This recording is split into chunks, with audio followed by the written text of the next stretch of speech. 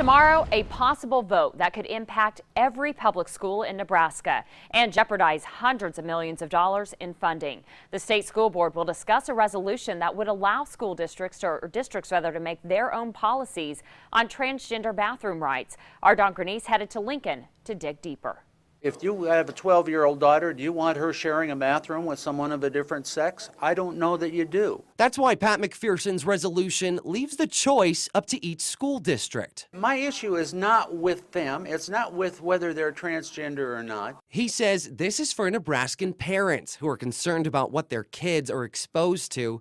But Eris Kolazar, a transgender woman, will speak against it Friday before the Board of Education votes in Lincoln. I think the stance is based in bigotry and fear. The U.S. Department of Education has said they'll revoke federal school funding to states that don't leave the bathroom choice up to the students. That's close to $400 million here in Nebraska. We don't want this overreach by federal government. For people like John Carl Dankovich, who works with a group to keep schools a safe space, he knows the bathroom can be a scary place for some students who aren't yet out as transgender.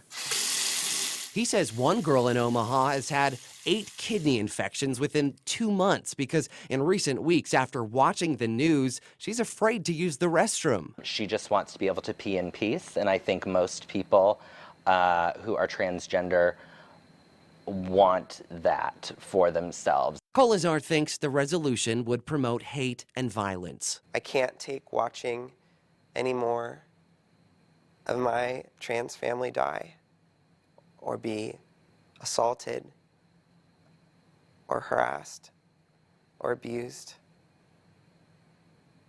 or kill themselves.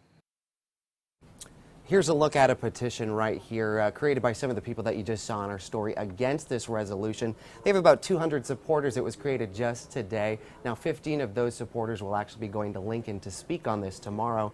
And Mallory, so the State Board of Education, they can either vote for or against this, or they could choose to wait, discuss it some more, and vote on another meeting. Thank you. That's Don Grenese reporting live tonight.